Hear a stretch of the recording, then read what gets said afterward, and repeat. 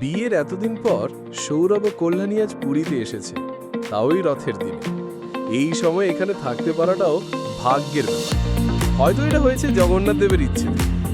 এই সময় আসার কোনো সিওরিটি ছিল না, কিন্তু হঠাৎই টিকিট কনফার্ম হয়ে যাওয়ায় আজ ওরা সশরীরে জগন্নাথ ধামে, একেবারে রথের সামনে।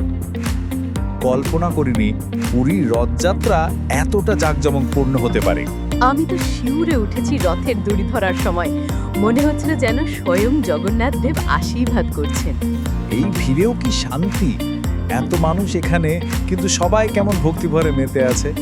হ্যাঁ, আর ওদিকে দেখো রথের সাজসজ্জা, লাল হলুদ কাপড়, ফুল, ঘণ্টা, কি অপূর্ব। তোমার সঙ্গে এই প্রথমবার পুরী এলাম, আর এমন একটি পবিত্র দিনে এটা জীবনের সেরা মুহূর্তগুলোর একটা হয়ে থাকবে। ঠিক বলেছো। আর পরের বছর আমরা আবার আসবো, আর এবার কিন্তু সবার জন্য প্রসাদ নিয়ে যেতে হবে। ওকে, এবার চলো ও রথের আশেপাশে আরেকটু ঘুরি আর কিছু ছবি তুলি। বাড়িতে সবাইকে দেখাতে হবে না। হ্যাঁ, মা তো বলেছিল জগন্নাথের দর্শন মানেই আশীর্বাদ। আজ এতদিনের সেই আশীর্বাদ আমাদের প্রাপ্তি হলো। জানো, যখন দড়ি ধরে টানছিলাম মনে হচ্ছিল আমি যেন সেই আমাদের ছোটবেলায় চলে গিয়েছিলাম, যেখানে আমার বন্ধুদের সাথে নিয়ে রথ টানছি।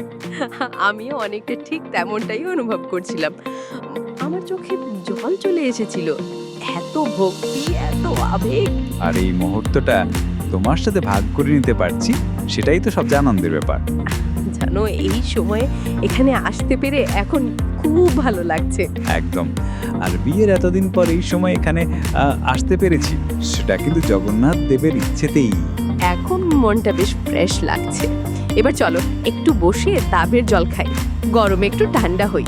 চলো চলো, তুমি বসো, আমি দুটো ঠান্ডা ডাবের জল নিয়ে আসি। ওই দিকটায় আছে। আর তোমার তোলা ছবিগুলো দারুণ হয়েছে। ইনস্টাতে দেওয়ার আগে ক্যাপশন ভাবতে হবে। ক্যাপশন হবে যদি ভক্তির টানে, হৃদয়ের টানে, প্রথম পুরী রথযাত্রা ভালোবাসার টানে। একদম পারফেক্ট।